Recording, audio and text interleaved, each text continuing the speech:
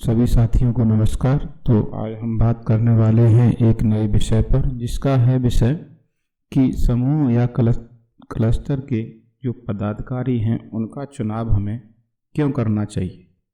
और ये पहले बार नहीं हो रहा, ये पुनः चुनाव की बात हो रही है।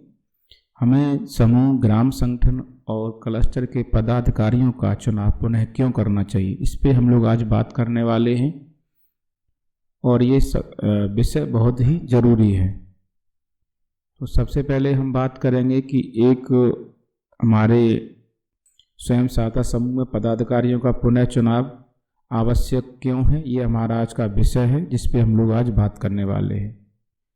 तो ये पहला बिंदु है, सभी में नेतृत्व की क्षमता विकास करने के लिए, क्योंकि जो भी अन्य सदस्य हैं उनमें भी अगर क्षमता का विकास होगा।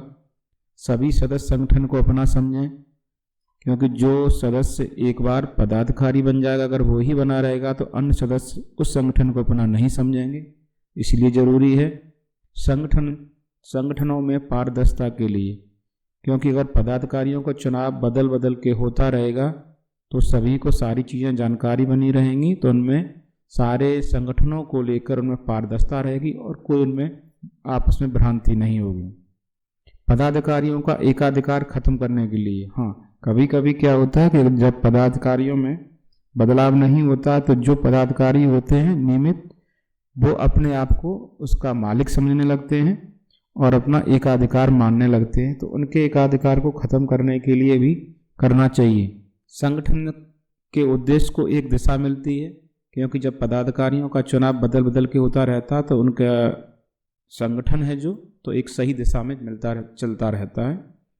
सभी सदस्यों में समानता रहती है, क्योंकि जब सभी सदस्यों को एक बार पदाधिकारी बनने का मौका मिलता है तो उनमें आपस में समानता रहती है और कभी किसी को अपने आप की स्थिति को कम और ज़्यादा दिखाई नहीं देती है।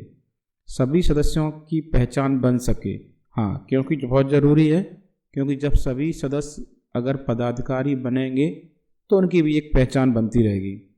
पक्षपात निर्णय से बचने के लिए पदाधिकारी बने रहेंगे तो वो कहीं न कहीं कुछ समय के बाद आपस में पक्षपात अवश्य करने लगेंगे। बड़ी धनहानि या हानि से बचाने के लिए कभी कभी क्या होता है, जो पदाधिकारी नियमित बने रहते हैं तो वो अपने पावर का दुरुपयोग करने लगते हैं, सही से हिसाब किताब नहीं देते हैं और पैसे का खर्च वो अपने हिसाब से करने लगते हैं और जिसको सदस्य भी उनको नहीं टोकते हैं। तो अगर ऐसी हानि से बचना है तो हमें पदाधिकारियों का पुनः चुनाव अवश्य करना चाहिए। संगठन के कार्य को गति प्रदान करने के लिए, क्योंकि जब पदाधिकारी बदलते रहेंगे तो हमारे कार्य में तेजी आती रहेगी। सदस्यों में समानता रखने के लिए, क्योंकि जब एक बार तो वो सब अपने आप को समान समझेंगे, जिसमें कभी आपस में द्वेष भावना नहीं होगी। संगठन के संचालन में सभी की जिम्मेदारी रहे, क्योंकि जब सब लोग एक बार पदाधिकारी क्रम से बदल बदल के बनते हैं तो सभी लोग अपनी जिम्मेदारी समझते हैं, नहीं तो पदाधिकारी भी केवल अपनी जिम्मेदारी समझ, सदस्य उसको संगठन को अपना नहीं समझ पाते। समान अधिकार रखने के लिए, क्यों सबका अधिकार समान रहे, नहीं तो जिसके हाथ में शुरुआत रहेगी वो लास्ट तक वो अपना अधिकार दिखाता रहेगा और दूसरे को कुछ भी पूछने पर उसको वो सही जानकारी नहीं देगा।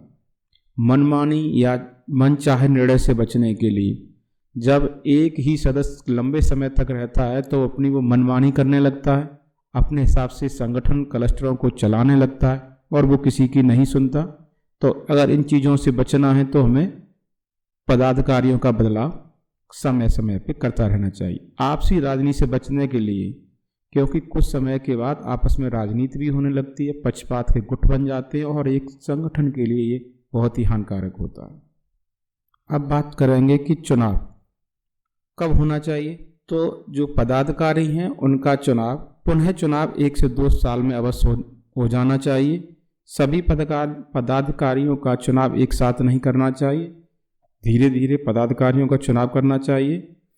एक साथ बदलने से बहुत बड़ी दिक्कतें आ सकती हैं। चुनाव के बाद पुराने पदाधिकारियों को नए चुने पदाधिकारियों का सहयोग कम से कम 2 से 3 माह तक करना चाहिए, जिससे कि हमारे संगठनों के कार्य प्रगति पर बने रहें, आपस में प्रेम भावना बनी रहे।